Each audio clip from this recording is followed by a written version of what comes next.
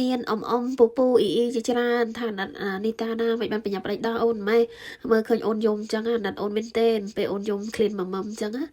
ថាណាត់អូនអូណាត់ក៏ប៉ុន្តែមិនតែបងប្អូនណាត់ទេខ្ញុំជាម៉ែណាសឹងប្រេះទ្រូងហើយពេលកូនយំទៀមម៉មម្ដងគ្នាធ្លាប់តែអោបថើបដល់ឲ្យឈប់ឲ្យគ្នាម៉មគ្នាយំអូយំមានអ៊ីពូគាត់ខមមិនច្រើនថានីតានៅតូចឲ្យម៉មបន្តទៀតទៅក៏ប៉ុណ្ណឹងចិត្តក៏ចង់ទៅបន្តឲ្យកូនម៉មទៀតដែរប៉ុន្តែម៉ាមអាចឲ្យអូនម៉មបន្តទៀតបានទេខ្ញុំជឿថាបងប្អូនប្រហែលជាអត់បានចាប់អារម្មណ៍ទេថាហេតុអីសំឡេងខ្ញុំគឺងួអញ្ចឹងបងប្អូនខ្លះក៏អត់ធ្លាប់ស្គាល់ខ្ញុំក៏ប្រហែលជាគិតថាអូសំឡេងខ្ញុំប្រហែលជាអញ្ចឹងតាំងពីដើមមកអញ្ចឹងក៏ប៉ុន្តែសំឡេងខ្ញុំមិនអញ្ចឹងទេសំឡេងខ្ញុំអត់មែនគឺងួអញ្ចឹងទេខ្ញុំផ្ដាច់ដល់អូនីតាដោយសារតែចំហខ្ញុំធ្វើទុកខ្លាំងមែនទែនដែលតម្រូវឲ្យខ្ញុំត្រូវព្យាបាលអញ្ចឹងខ្ញុំត្រូវញ៉ាំថ្នាំដែលខ្លាំងអញ្ចឹងសម្រាប់អ្នកដែលបំបើកដល់កូនណាគឺអាចជៀសបានគឺគេអត់ចង់ឲ្យយើងញ៉ាំថ្នាំទេខែវាប៉ះពាល់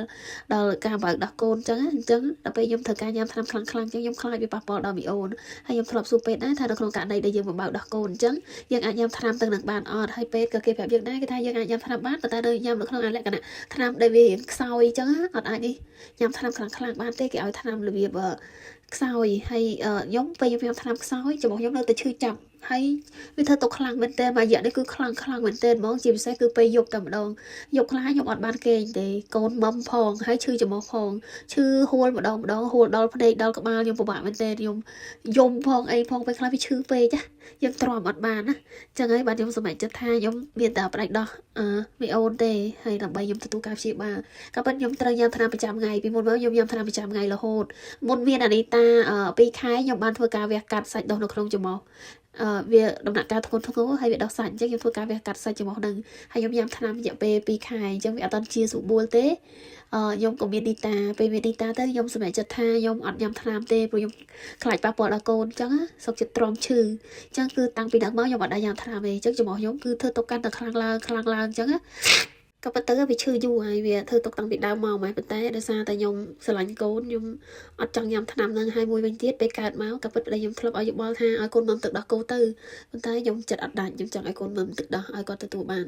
អារម្មណ៍កក់ក្ដៅពីម្ដាយអញ្ចឹងខ្ញុំចិត្តអត់ដាច់ខ្ញុំសុខចិត្តឲ្យគាត់មុំដោះទៅក៏ពិតប៉ាវាថាឲ្យញ៉ាំទឹកដោះគោតាំងពីដើមមកដែរតែខ្ញុំចិត្តអត់ដាច់ហើយណាមួយទៀតគាត់ថាយើងញ៉ាំទឹកដោះទៅយើងធ្វើការតែម្នាក់យើងជួយសំចៃគ្នាទី1កូនសុខភាពល្អទី2យើងអត់សូវចំណាយច្រើនយើងកូនច្រើនហើយធ្វើការតែម្នាក់ទៀតអញ្ចឹងហើយអ្វីដែលយើងអាចជួយកាត់បន្ថយគ្នាបានក៏ជួយកាត់បន្ថយគ្នាទៅ